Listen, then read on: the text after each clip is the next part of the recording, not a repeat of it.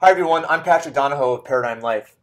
This series is called Infinite Banking Made Simple. What this series is going to consist of is an introduction to this concept and how it replaces the need that American society has on financial services. So what do I mean by financial services? So there's actually two sides. The first side is Wall Street. So Wall Street, not to go into a lot of detail in regards to Wall Street, but Wall Street is ultimately the housing of the majority of American wealth.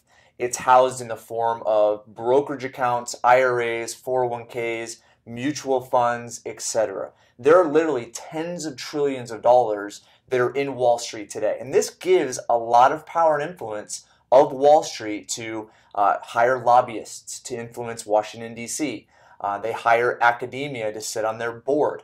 They hire, obviously, publicists, and they hire the media for commercials and so forth.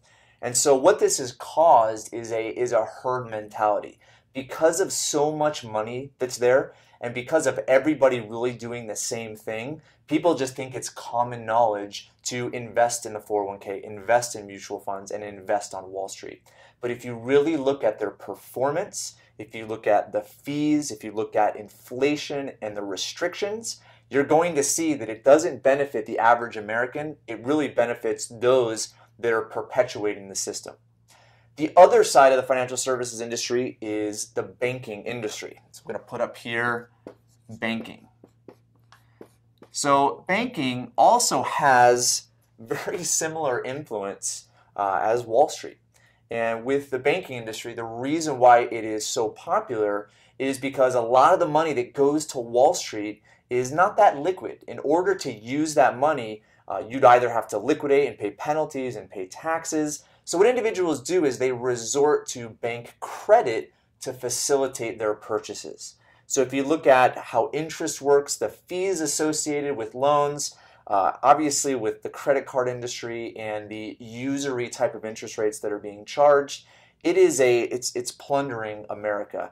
And it really does not allow an individual to be free and have financial freedom or wind up with their savings and the wealth that they could. So looking at the alternative, the infinite banking concept, in this series we're going to split it into two parts. Okay, the first part is going to be focused on the system itself. So I'm going to put down here system.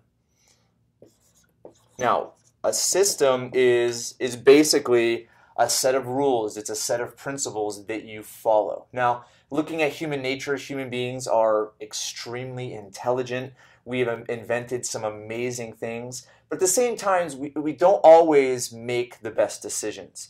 And so having a system is very important because it allows us to follow specific steps and follow specific rules. And if we do that, we will end up with a certain outcome.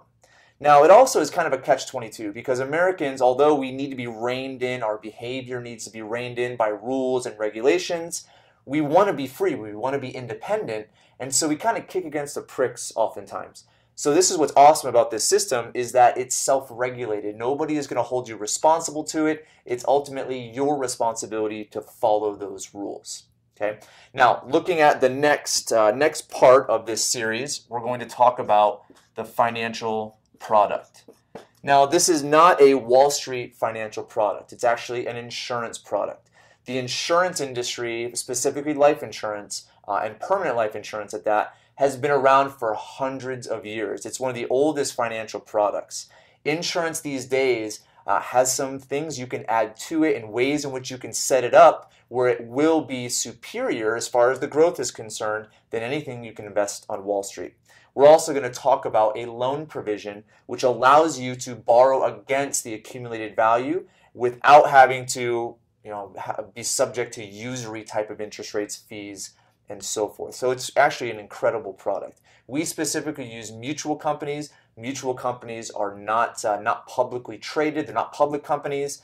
And so when you do purchase one of these policies, you actually participate in the profit of the insurance company. And that's where it really leads to the superior growth in most financial vehicles on Wall Street.